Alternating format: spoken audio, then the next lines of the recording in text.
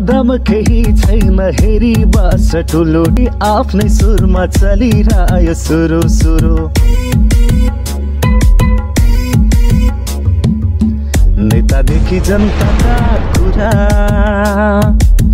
हाकिमदेखि पिउनका कुरा हिमाल पहाड तराईसम्म गाउँदेखि सहरसम्म सबको घरमा गुन्जिने ठुलो ठुलो हाय हाय ठुलो ठुलो हाय हाय ठुलो ठुलो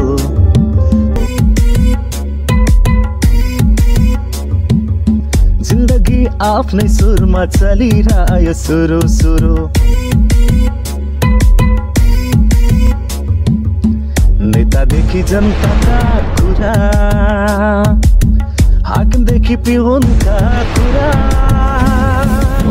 हिमाल पहाड तराईसम्म गाउँदेखि सहरसम्म ठुलो ठुलो हाय हाय ठुलो ठुलो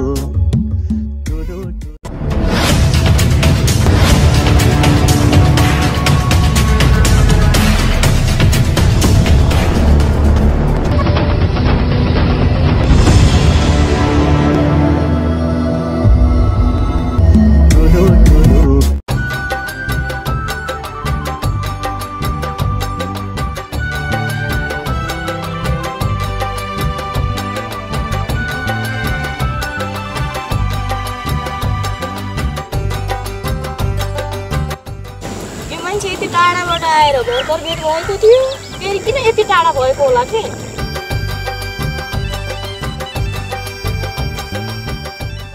बिहानदेखि ठाउँ ठाउँमा पुगिसके कतै भेट्दिन त म एक दिन साँच्चीकै छाडेर टाढा गइदिन्छु अनि थाहा हुन्छ एकतर्फीको मायाले मात्रै कहीँ जीवन चल्छ होला त झन् उसँग एउटा सल्लाह गरौँ कि भनेको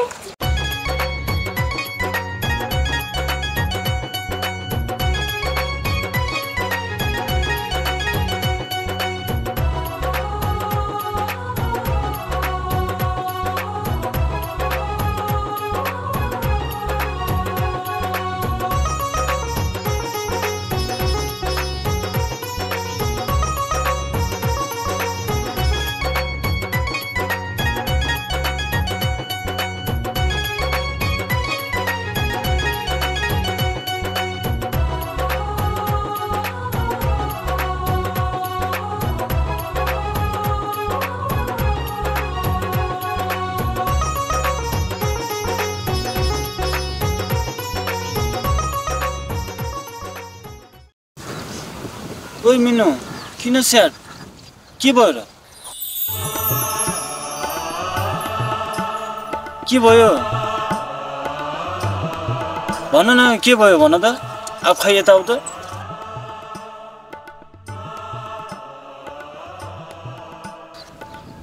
ल भन के भयो तिमीलाई थाहा नै छ त तिमीलाई चोट लाग्दा मलाई दुख्छ भन्ने तिमी निराश हुँदा म पनि निराश हुन्छु त कसरी भनौँ समर हजुरलाई यस्तो कुरा के कुरा हो भन न यो कुरा सुनेर हजुरको मन पक्कै पनि दुख्ने छ समर अरे भन न के कुरा हो मलाई केही पनि हुँदैन म आफ्नो घर परिवार आफू जन्मी हुर्केको ठाउँ हजुरलाई सात समुद्र पारी फेरि पनि छोडेर जाँदैछु व्हाट मैले भनेको थिएँ नि यो कुराले हजुरको मन दुख्छ भनेर अब सायद म जान एक दुई हप्ता मात्र बाँकी छ अरू प्रोसेस सबै भइसक्यो अब इन्टरभ्यू मात्र दिन बाँकी छ अब कति नै टाइम छ र म जानको लागि बाँकी भएको टाइम मसँगै स्पेन्ड गर्नु न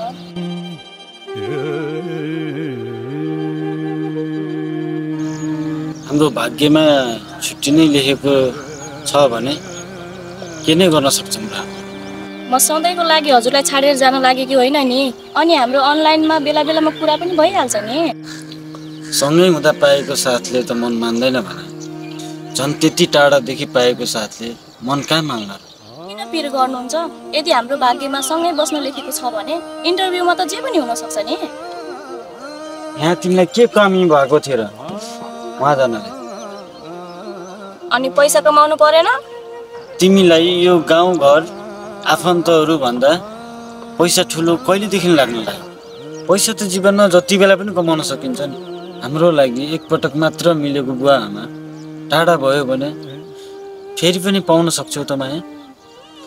अनि फेरि मरेर जाँदा साथमा लाने पैसा हो र, सँगै लैजाने भनेको त उहाँहरूसँग बिताएका रमाइला पलहरू, उहाँहरूको आशीर्वादहरू मात्रै त हो नि। नबुझेको मान्छेलाई बुझाउन सजिलो हुन्छ, तिमी बुझेको मान्छेलाई म कसरी बुझाउँ? मलाई रुवाउँदै घर पठाउने विचार छ कि क्या हो? प्लिज यस्तो कुरा नगर्नु न। तिमीलाई यो एउटा मेरो शब्दले यति पीडा दिएको छ भने झन् तिमी टाढा गयौ भने, तिमी झन् टाढा गएपछि तिम्रो मायाले हामीलाई कति पीडा दिन्छ होला, सोच त एकचोटि।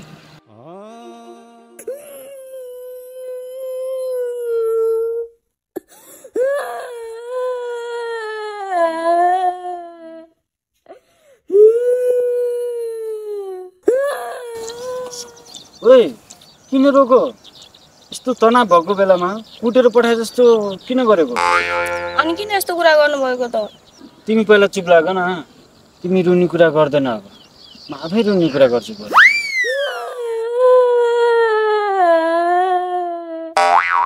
के भयो फेरि? हजुर रुनुभयो भने त अनि म पनि फेरि रोइहाल्छु नि। हजुरलाई थाहा छैन र, जे हुन्छ दुवैतिर एकैपटक हुन्छ भनेर। ल ल, अब म कोही रुने कुरा गर्दैन, चुप लाग है। साँच्ची? त्यसो भए दुईवटा चुइकम किनौँ न, पड्काउँदै घरतिर जाउँला कि? हुन्छ।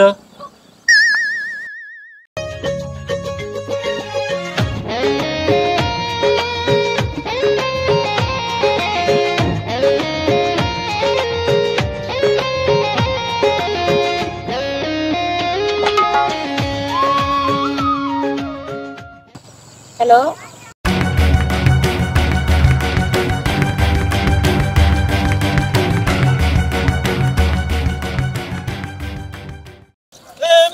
मिनु चुइकम किनिदिन्छु भनेको छु त, कहाँ दौडेको? ओ मिनु कहाँ दौडेको? चुइकम किनिदिन्छु भनेको छु त।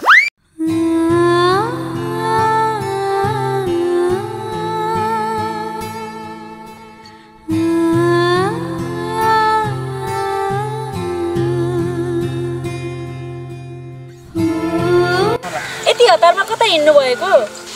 अस्ति हजुरले यो बाटो नहिँड्नु नानी भनेर भन्नुभएको थियो, सर्टकट छ भनेर यो बाटो आइहाले। खोइ अहिले त बाबा नै भेटिनुहुन्न, कता जानुभयो, कता हराउनु भयो।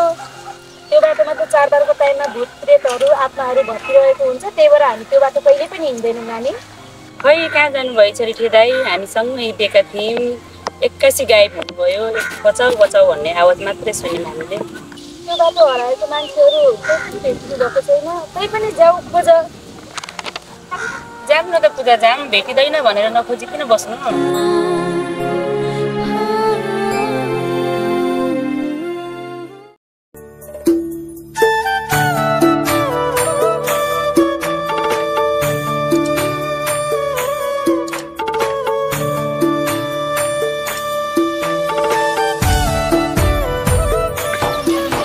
घरदेखि काम छ भनेर त निस्के, तर जोसँग काम थियो त्यहीलाई भेट्दिन।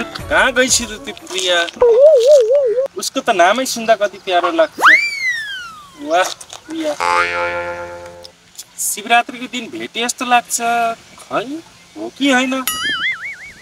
केटाहरूले खान्न भन्दा भन्दै जबरजस्ती खुवाइहाले। यस्तै तरिकाले मेरो माया, मेरो प्यार उक्तानो पार्छ नि केटा। अब त आफूले विचार नगरी नहुने रहेछ क्या हो?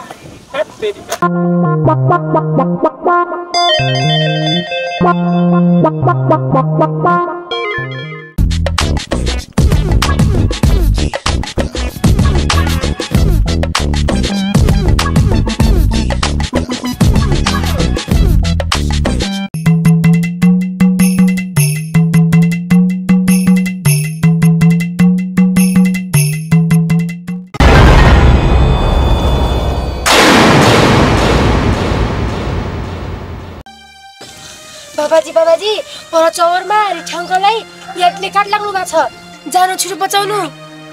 यो बुढो किन बचाउनु पर्यो? बाँचिन के काम छ त्यसको? जति बेला रक्सी खाइरहन्छ। त्यस्तो भन्नु हुने यजमान, मानव जातिलाई दुःख पर्दा सहयोग गर्नुपर्छ। मानव जाति भएर मानवलाई सहयोग गर्न पछि हट्नु भएन। मानवलाई मानवमै काम लागेन भने को काम लाग्छ? त्योसँग त मैले बिमारी हुँदा दिएको पैसा पनि फिर्ता लिनु छ। मऱ्यो भने त बर्बादै हुन्छ नि।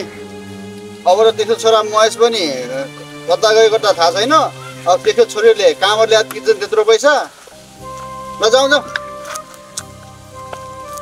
यो कलियुगको मानवहरूले के भएको होला? यिनीहरूलाई त मानवता भन्दा ठुलो पैसा रहेछ।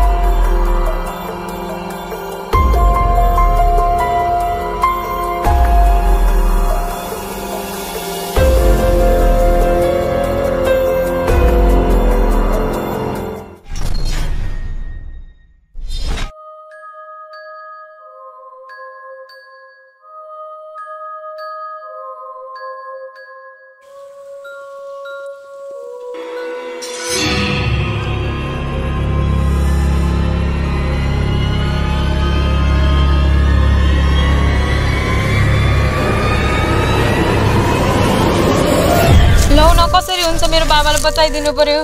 मेरो बाबालाई बचाइदिनु पर्यो। कसरी हुन्छ बताइदिनुहोस् न मेरो बाबालाई। मेरो बाबालाई बताइदिनुहोस् न कसरी हुन्छ। लौ न मेरो बाबालाई बचाइदिनु पर्यो। बाबा बचाइदिनु पर्यो। मेरो बाबालाई कसरी हुन्छ बचाइदिनुहोस् न। मेरो यो दुनियाँमा बाबा बाहेक अरू कोही पनि छैन। दाइले पनि छोडेर जानुभयो। अब मेरो सहारा बाबा र बाबाको सहारा म मात्र हो। बचाइदिनुहोस् न मेरो बाबालाई। बचाइदिनुहोस् न। बाबालाई बचाइदिनुहोस्। बचाइदिनुहोस् मेरो बाबालाई। बचाउन त हुन्थ्यो नानी, तर यी भूत प्रेतसँग कसरी लड्ने? नजिक जान त डर लाग्छ नानी, तर कसरी बचाउनु? आजकल जमानामा ऋण दिनु भनेको आबु फस्नु रहेछ। के गर्नु नानु? केही गरी यो रिठी मर्यो भने त गयो मेरो पैसा। नातिनु बोयाजु नातिनु, यो मरे पनि केही छैन। घर जग्गाको लाल पूर्जा सधैँ छ नि हामीसँग। तर आजको जमानामा नि भूत प्रेत हुँदो रहेछ र बाबा। हुन्छन् नि बाबु, भगवान पनि हुन्छन्, भूत मसान पनि हुन्छन्। तर त यहाँ किन आएको बाबु? त जा, यो भूत मसानमा केही भर हुँदैन। बलियो शरीर देखेपछि भूत मसान पनि लाग्न सक्छन्। जे भयो नि मेरो बुढेसकालको सहारा तै होस्। तल कि भइहाल्यो भने म के गर्नु? जा बाबु जा, घर गइहाल।